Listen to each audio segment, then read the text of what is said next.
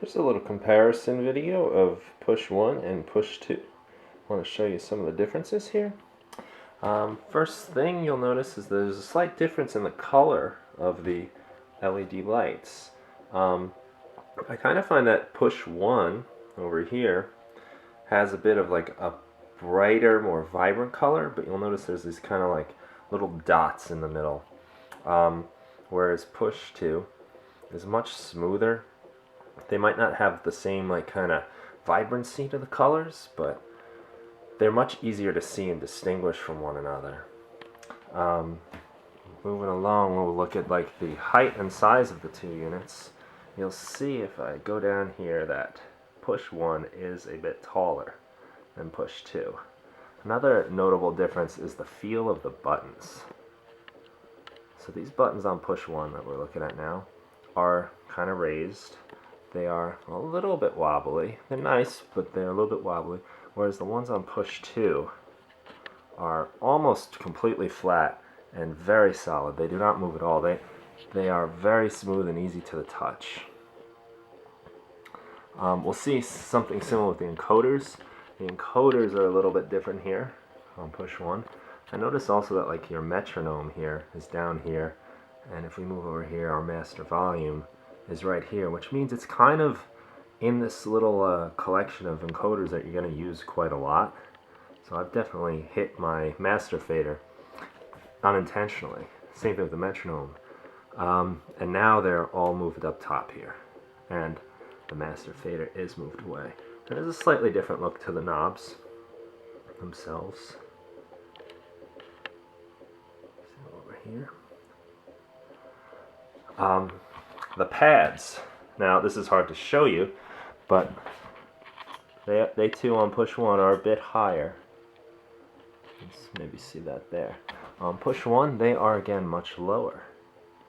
And something I cannot show you in this video is the feel. They feel completely different. If I were to just go into note mode here, maybe we'll go to this track here and we'll put this push into note mode also. One another thing just about the pads is you'll notice that as we switch tracks, that the colors change to correspond with the track colors in my live set. And on push 1, as I switch tracks, it's really almost impossible to tell that I'm switching tracks, especially because I've got the same device on every track, so the display is not changing at all. Whereas on push 2, the display changes colors. We've got this nice indication of which track we're on, and the colors of the pads change. The sensitivity of the pads on push 1, they're very nice, but there's a little resistance when you rub your hand across it. On push 2, it's very smooth, and you notice just rubbing my hand across the pads, I'm triggering some notes. So it's much more sensitive. And honestly, that is probably my favorite new feature of the new push, is just the pads feel great. They're just so nice and easy to the touch. You don't have to hammer them too hard, yet they are very dynamic, so you can hammer them. And you know, there's some nice settings in here. If we go to setup, we have control over the pad sensitivity, and this nice little graph here really helps us see what we're doing with push. You can kind of see the dynamics and all that. Default is, I haven't had to change this. The default has been great. Really happy with it. Just as a note, both units are plugged in. Push 1 you can kind of get away with not plugging it in, but you really can't do that with push 2. You have to plug it in.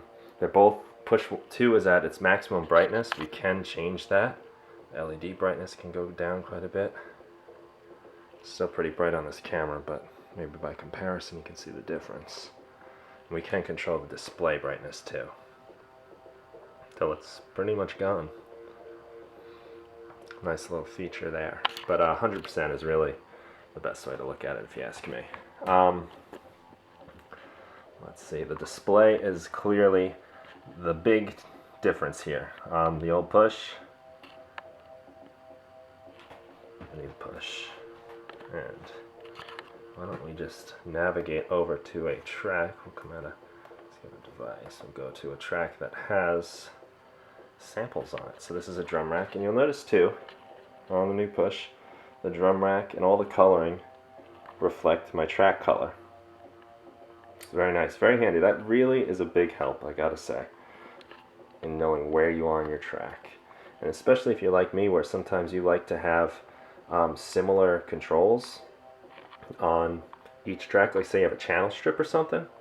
As I switch between tracks, the colors change, and this little indicator here on the bottom shows us which track we're up to. We don't get that on the first Push, so if I have my channel strip, say, on here, as I switch between tracks, you can't tell I'm even doing anything. If we look up here and see both of the units at the same time, it's pretty clear on the second Push. I'm changing tracks, not so much on the first one.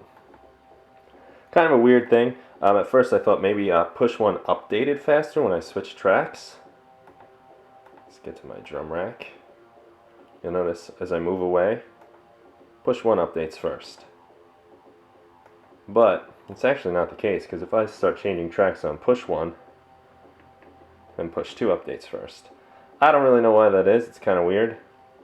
But I don't think it's an issue, because there's really not a lot of point to use both pushes. They kind of do exactly the same thing. They mirror each other, so using them at the same time is kind of redundant.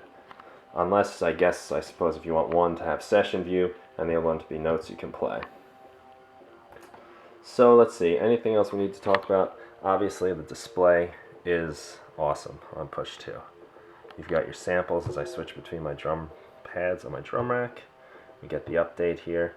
And right within my my drum rack, I can play around with the sample start, my sample end, all that stuff. That makes editing your samples so fun. Another great update is the browser. How the browser allows you to preview your sounds. Really a big fan of that. So you can actually hear your sounds as you're previewing them. But that is a feature you get in the old Push 2 now with Live 9.5. Is as you do switch between your different presets, you will get the preview on Push 1, which is so nice. I really was surprised at how much I enjoyed that feature. So overall, definitely really pleased with the new Push. It is so fun, and like I said, I think the best feature about it is one I can't really show you in video. It's the feel. The thing feels amazing. It just is so nice to the touch. These buttons on the side, all around it, are just really like tucked away and clean. The metal finish is different than the old Push, which has this sort of rubber thing that did attract a lot of dust. The Push got pretty dusty. This new one is not like that. Feel of the pads is great, the knobs, the encoders, the display. It is a great improvement. Very pleased with it.